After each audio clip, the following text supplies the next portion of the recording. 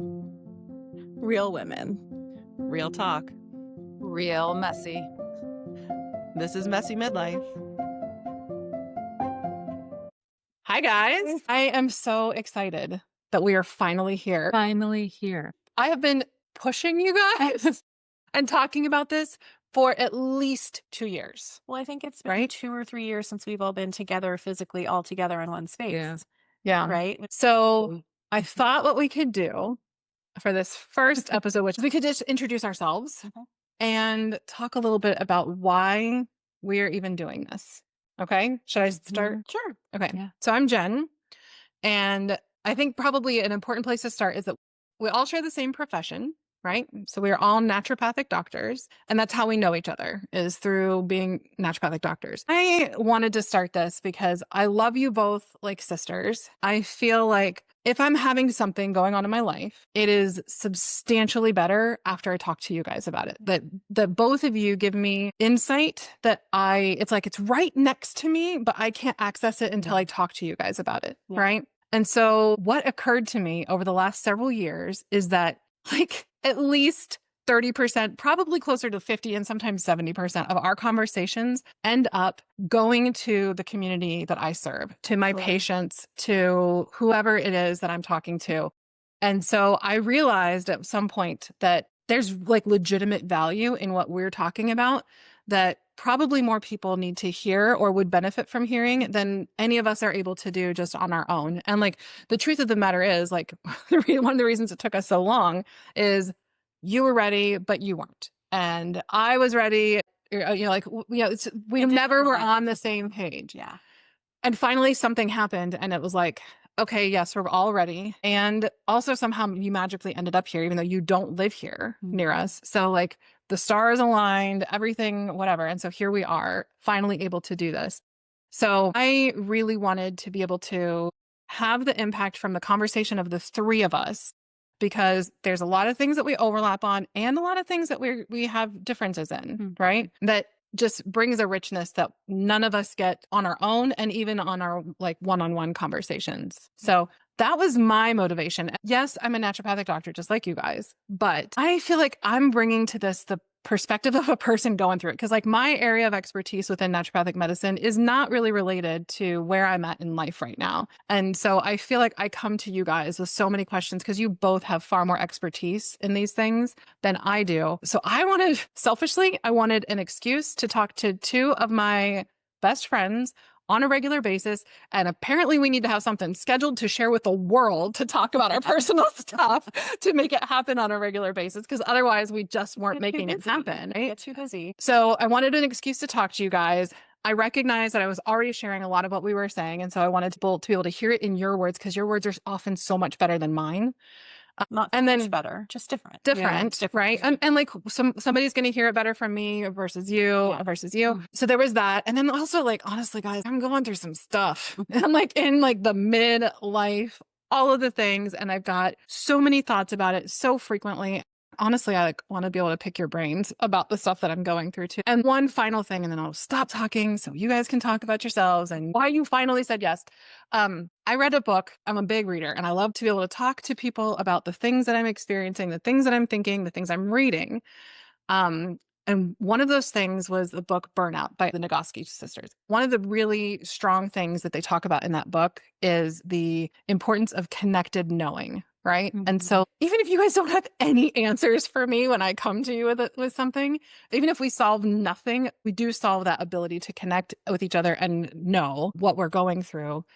And there's for sure so many people who are also experiencing that and probably having some frustration. Like I was just getting so frustrated with the resources that we have, the things that I was seeing online, on social media, on podcasts or whatever, especially when it comes to health, right? There's so much that it's either this or it's this, it's like black or it's white. And so much of it is actually the beautiful colors between black and white. And I try really hard to bring that rational middle ground to find the thing that works for the person and that takes the totality of the information into consideration, not just here's how it has to be because of how I feel politically or here's what I think personally or whatever, putting all of the things together.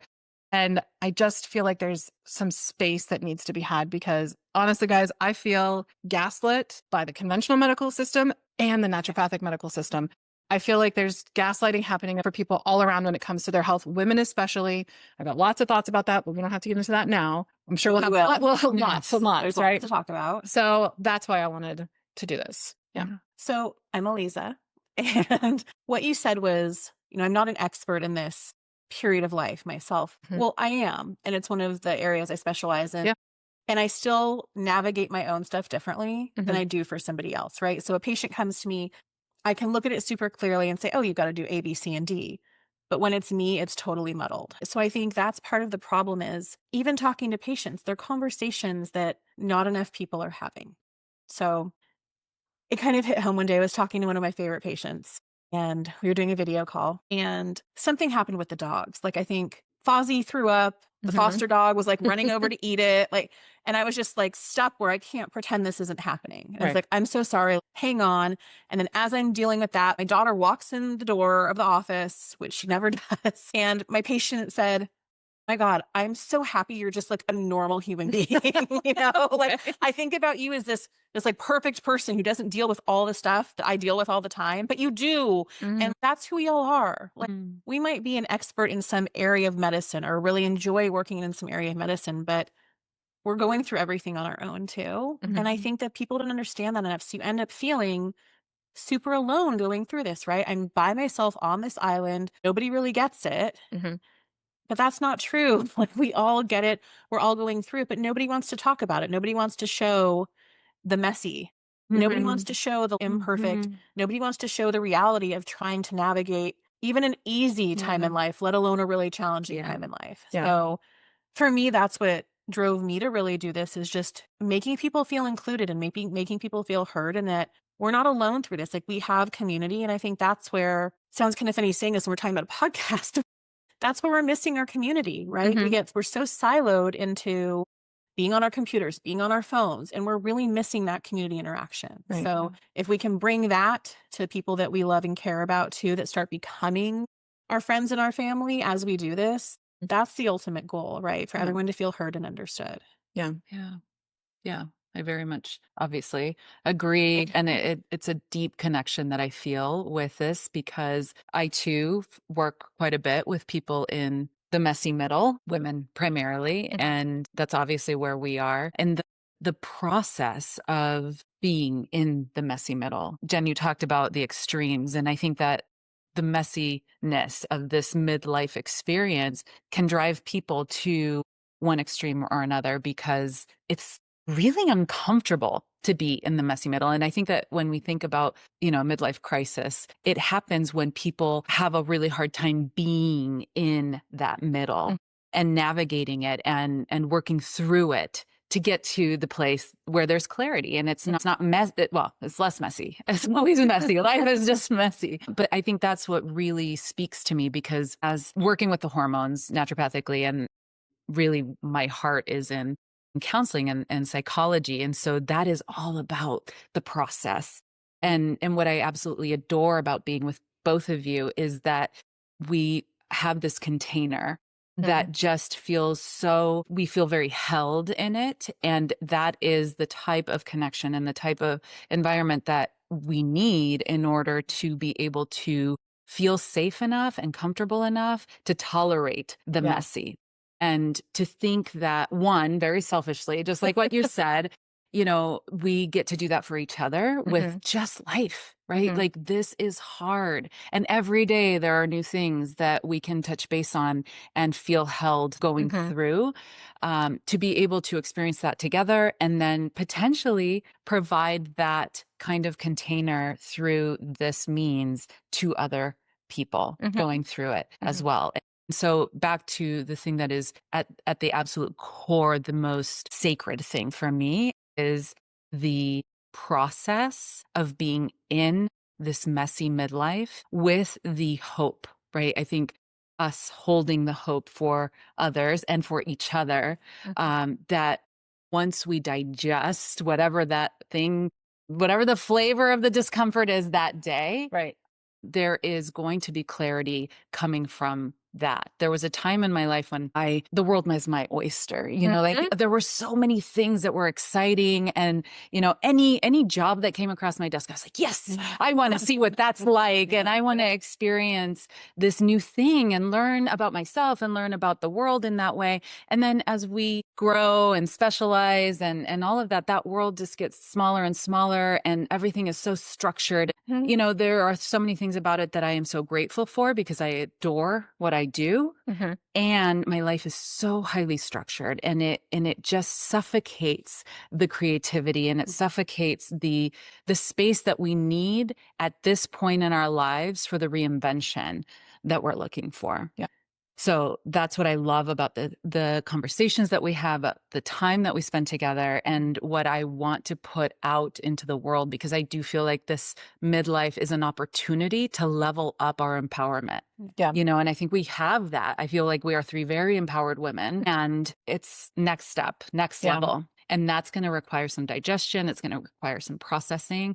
And we are so comfortable doing that with one another. Yeah. And I just hope that, if it doesn't touch other people, we will have so much come from it. Yeah. And I think all of us would love to deliver more, a next level of empowerment for those of us in this space, because just like it's an opportunity for empowerment, I think it can also potentially for many be the opposite if they don't have that container and that support. Yeah. Well, what just came to me when you were talking, messy isn't bad, right? So we talk about this point in life. We call it a midlife crisis. It's not a crisis. Like it can be an evolution. Yes. But An yet awakening. there's this, right? But there's this Transformation. There's an idea that it has to be difficult and it has to be bad. And I want to get away from that too. Like, I don't want to look at this point in my life saying, well, this is like really the pits. Like, I don't want to approach it that way. Like, things are hard. Things are hard in all decades. Yeah. It's just a different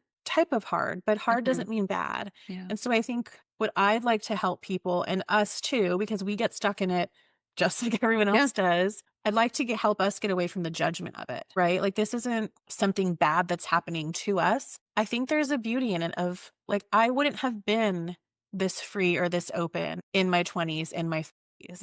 I wasn't there yet. I wasn't concrete in who I was in the same way that I am now. And people, I think so many people, and especially women, joke about, like, I have no F's left to give, right? But I think that's kind of the glory of it, is I am who I am. Like, this is me. And I'm not going to try to make anyone else happy anymore if I'm not making myself happy, right? And I just think it's a turning point of, like, this isn't this horrible negative thing. This is another time to shine, just in a different way. Yeah. And I love it, and it makes me excited about it. Yeah. And I wish more people could approach it with that openness. What does the universe have in store for us, right? What are the possibilities? It could be anything. Like, we can do anything we want to do. The phrase that came to my mind was, there's beauty in the breakdown of the people pleasing. There's beauty in the breakdown of our physiology as we've always known it, of our everything. Everything is breaking down. And what emerges from that is this integrated self of the things that really matter. Yeah, there's tremendous potential for empowerment and evolution, and focusing on that in the midst of the hardship of it.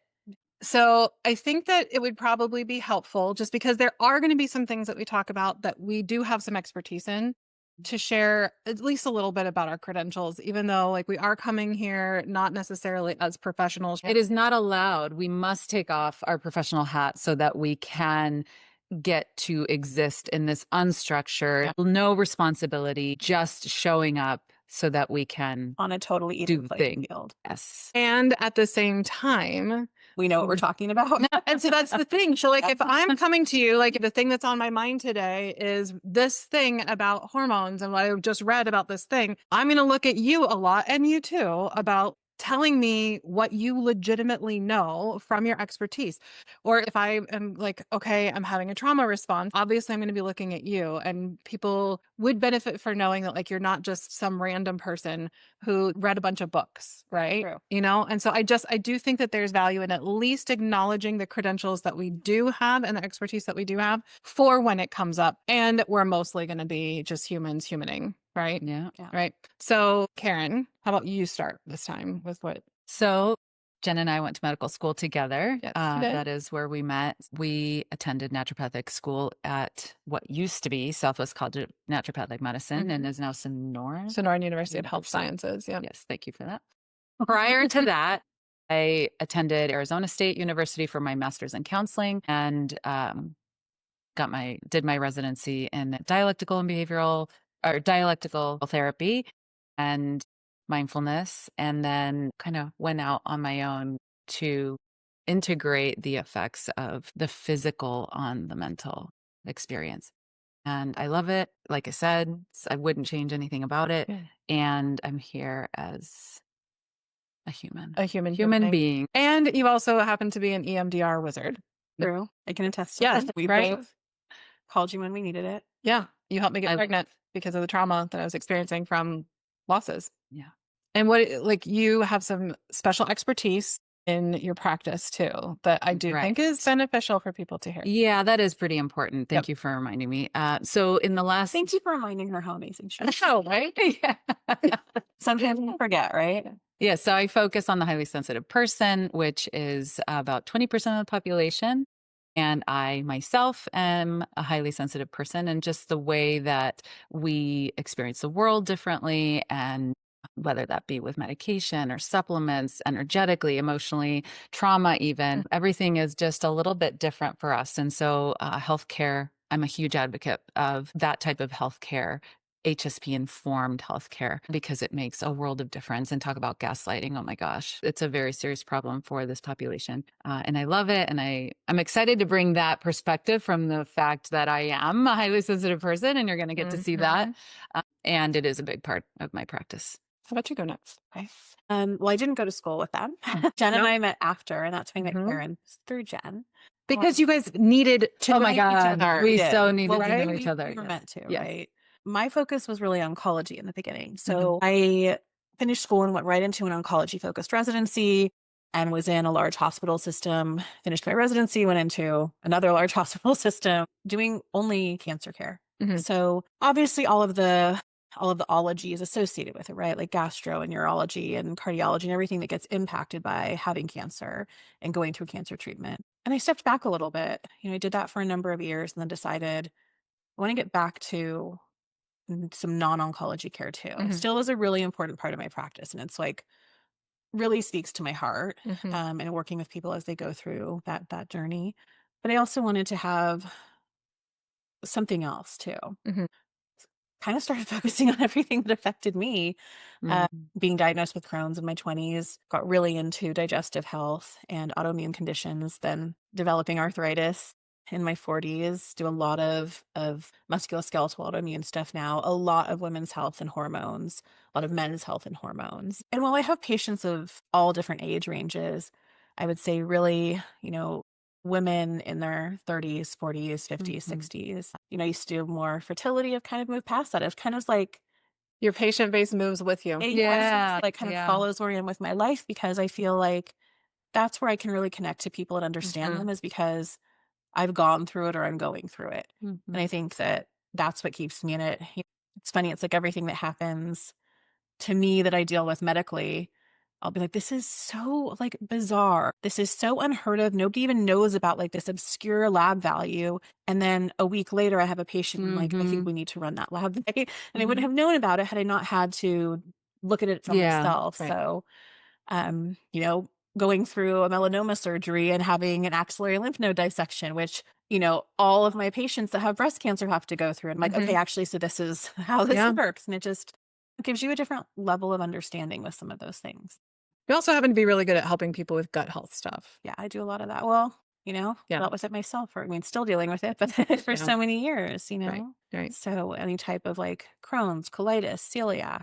It's just nice to feel like your healthcare provider really understands it, because I think we've totally other subject too. We've all been in that situation where our doctor or healthcare provider is like, yeah, it just is what it is. We all have we all have our things. Right. Well, we do, but this is affecting my day-to-day life. And I just want my patients to feel like they're understood when they're coming in and trusting me with their care too. Right. So, yeah. Well, much like you, I happen to specialize in a condition for children that creates an autoimmune response to infections or inflammatory processes, like immune processes, that creates neurological and behavioral health stuff. And I had that when I was a kid. So did my brother. So like I, in many ways, came to naturopathic medicine because I saw that there wasn't the solutions that we were hoping for or that we were promised in the conventional world, or that it was just not working for some people for certain reasons. So I came to this to heal myself in a lot of ways. And I really love and like I'm so committed to the community that I serve. And I have recognized that I need to be the person talking to you guys, right? Which is why I'm here. So I have a little bit of a different bent to things that you guys both at least have appreciation for. Like my expertise is actually in homeopathy, which is one of the forms of treatment that we can use. But it's one of those things that when you use it really well, it ends up becoming mostly like the main thing or sometimes the only thing that you use.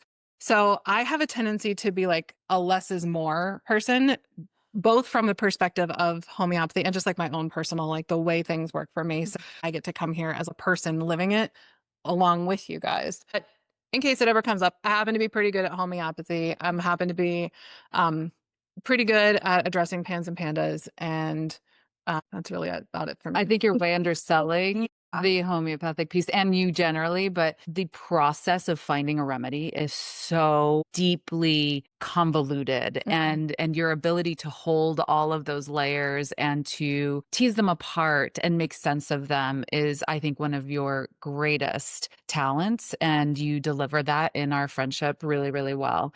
There's so much more that I feel like I need to add. Who knows who's listening out here That might need to hear about that. might need, Yeah. they didn't know about it too. And I think Right. that's kind of the beauty of what all of us do is it's like the medicine you didn't know you needed. Yeah. I think like that's how I found Right. naturopathic medicine was as a patient and I didn't know it existed. Yeah. Right. I was going to be a pediatric emergency room surgeon. like Well, and I almost quit naturopathic medical school because of homeopathy, and here I am. That's my expertise and everything. You know, it's just nothing about where I ended up is where I expected to be, and at the same time, it's exactly where I expected to be. Right? It looks a little bit different, I think. So there's, like I said, I have a whole other podcast that's about all of this stuff. So I'm not going to spend much time talking about it because it's not really relevant. But what we're talking about here is relevant to the community I serve because they're the parents of the clients that I take care of. Yeah. Right. And because I realize that even in those circumstances, even people dealing with like complex chronic illness in children that is robbing their life from them, they still had so many of the things that we talk about that I would bring to them and say, what about this? And what about this? And I was talking to my colleague about this. I was talking to my colleague about this. Well, here we go. Now we can actually talk about it. But we're not just going to talk about health stuff, right? No, definitely not. we Something talk I actually about want. stuff all day, every day. Yeah. Right. I want this to be Yeah. not just talking about Oh my God. This would be the first and last podcast if we're like, nope, we're just going to make this about health. Because No, that is not the point. It is about, for me, I forgot to mention, this is actually a big part of my work is the spiritual evolution that we go through, certainly at this time, at this stage, and incorporating that into how better understand what we're going through, which I guess in my world is still health, because I do believe that without that, people don't do well generally. But I love, that's a passion of mine. I really love that. I love the lack of structure that we're implementing. Aliza's just like phenomenal at this.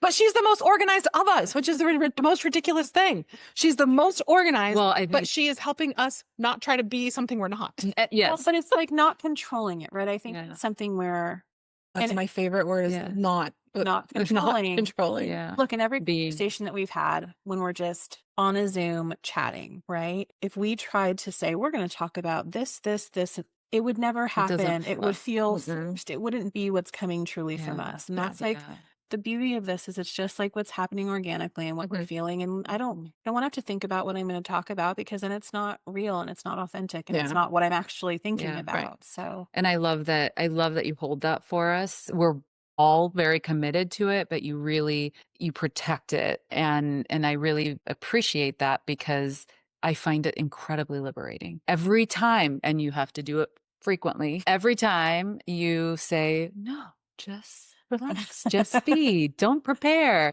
I just feel this, that's what I need. That's what I need. I think the other thing that's actually super important kind of ties in, kind of doesn't. Sure, we're all doctors, and that's when we met. We're all parents, but we're parents of different ways that we came into parenting, different stages of parenting. So as of today, I have a 5-year-old daughter.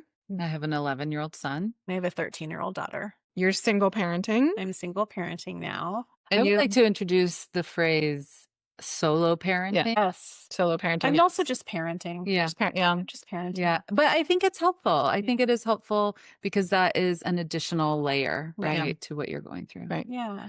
We talk about that a lot. We talk about all of the ways that we are affected as the parents, doing the parenting, recognizing ways that we need to heal from our own parenting that we received, or feeling gratitude for the parenting that we received and recognizing some of the things that maybe we hadn't before. So parenting comes in a lot. The differences between parenting a little like a young boy in this day and age versus young girls in this day and age. As a teenage girl. Yeah. Mhm. And showing up in the midst of our messy process with the intention to support the evolution of good human beings. Yeah. Yeah. You know, what's really interesting I was thinking about last night was Araya and I are the same age difference that my mom and I are. Oh, Yeah. So I was going into my teens and puberty when my mom was going through perimenopause and menopause. Mhm. It's the same exact cadence. oh, and I have the different situation, right? Because I was later in life that I my very last time trying to get pregnant, and I finally did, thanks to you. I was almost 41 when I gave birth to her. So I had the wonderful experience of going from trying to get pregnant to perimenopause. I don't know when, like, I know when I stopped being pregnant. That's the one thing I do know. I know when I started being pregnant and when I stopped being pregnant, but I don't know where postpartum stopped and the perimenopause started. So we just, and like you were younger and like you just had a different, just different ways that we came into parenting, different things related to parenting. We haven't spent a lot of time talking about this, but it comes up really organically in our conversations, like growth mindset. I think it's a big part of our relationship is we hold the space, to be able to shift into that. And just prior to filming, we were looking at clothes and we're going to do this already, ladies. but it's an example of Jenn had a very fixed opinion about something, and we were just which is not common for me. There's a few things that I have a fixed mindset about. I'm mostly growth mindset, but yeah, you're right. It was fixed absolutely. Thank I you for completely filling me agree on with it. that. Completely agree with that. But that's what we're here to do, right? Like we are leveling up. We're taking the amazing women that we are, and we're saying, let's live here. Yeah. But we're also mirrors for each other. And I think that that's really, I mean, we were talking about this last night, right? Sitting on this couch, like how we see each other is not necessarily how we see ourselves at times, right? And so I think it's really good for us to be that mirror and to point those things out to each other too. Partially just for support and love, but also partially to get us out of our comfort zone, right? Like, and it can be anything. It can be clothes. It can be relationships, right? Yeah. Like, businesses, bodies, everything. Yeah. Like it's just, we see ourselves so differently than our best friends see us. Yeah. And I feel like I'm going to cry because I'm just like, I feel it coming from both of you guys right now that it's sort of like when I look at my daughter and I say how much I love her and I can feel how much I love her. And I realize, oh my God, my mom loves me this much. And to be overwhelmed with how much someone else loves me. Yes. And I'm feeling a little bit of that right now, even though you're not saying anything, like I'm just feeling it. So I'm getting a little verklempt. Just fan your eyes. So I always do. into it. Yeah. But it's true. And I think it's really unique to have people that like just accept you for you. Yeah. And I just feel super fortunate that that's what we've been able to give each other, right? Like, and what we hope to give everybody who is generous enough to give us their time once a week and listen to whatever it is that's on our minds. And that, hopefully we can all like embrace and lift each other up in ways that helps us feel seen and helps us feel heard. And like, maybe sometimes helps us be distracted. Cause let's be honest, ladies, I'm going to talk about books. I read a ton of books. And I feel like books are so therapeutic for me, especially fiction. I feel like I get so much more from fiction than I get from nonfiction. And so I'm probably going to have to come and talk to you guys about. But that's great because that's a way of connecting. And that's what this is all about. Like it's how we're connecting with ourselves, with our families, with our parents, with our kids, with partners, with our friends, with our communities. Like it's just, how do we weave this funky little spider web, right? And I love that. Yeah. Yeah. And I absolutely love how this space and this dynamic allows for me to have something that is just mine, that it does not have expectations, does not have a structure. And I just get to kind of like what I was referencing earlier in the conversation about there was a time in my life when the sky was the limit, right? Yeah. And it was so in and of itself just so exciting. And that's how I feel when we get together, because it's just, let's just see. Yeah. Let's just see what happens. And there's so little of that in our lives. And that is the space that we need to open up, because everything is just so jam-packed all the time. There's no room for us to reflect and invest in this tremendous transformation that is happening right now. Yeah. One of my teachers one time said to me, just look with a sense of wonderment about receiving. Wonder how much I could receive today, especially when we're people that like give and give and give. Just, I wonder how much I can receive today. And so I try to remember that too. Beautiful. It was awesome. Beautiful. And I had never thought like that before, right? Because it was like my value is in what I can do and what I can give and what I can provide. Yeah. Let's not get into that now, because that'll. Well, I mean, that's our. Yeah, we don't need to get into that, but I do think that it's worth mentioning that we are all recovering business owners. I mean, we all still work for ourselves. We all still have our own businesses. I have a large small business. You have a small business. Small business. And you have, but you chose to move there after running a big business. Yeah. And so we've got that aspect that comes into our lives and affects us. That's another thing that we see on social media. Everybody's trying to sell you something and hustle, and all the things. So I'm sure it'll come up every once in a while. We're not going to give each other business advice necessarily, though it might happen. You never know. Yeah, but we're the anti-hustle. We are the anti-hustle. Yeah. And that takes so much work. You get into this hustle mentality, and it's so like when difficult. When my massage therapist tells me relax your shoulders, I'm like, do you know how much work it takes to relax my shoulders? We're also covering achievement-oriented people. Right? And you said it can be so hard to shift out of that space after spending years. You are an only daughter. I am an only daughter, oldest child, and you are oldest daughter of three. I'm the oldest child of three, but the only daughter. So there's a whole lot of stuff that goes with that too. Yeah. So ladies, we have a lot to talk about. Yes, we do. I'm so excited that we're finally doing this. And it does feel really good. Yeah. My heart is full. I wish that every episode would be us sitting on my couch together. Yeah. I know. We'll figure it out. Sadly, I live in a different state. Very sadly. As much as I love that state, it is not here. So it'll give us motivation to That's right. come but together. We get to connect virtually while we're also connecting with anybody who is generous enough with their time to listen to us and connect with us.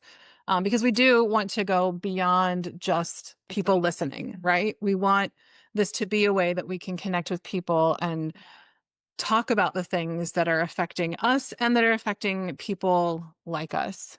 And what they're going through in the world. So there is some benefit, I think, to the fact that we have to do a lot of our work virtually, but taking every opportunity we can to come together, because there's value in both. Yeah. Right? For sure.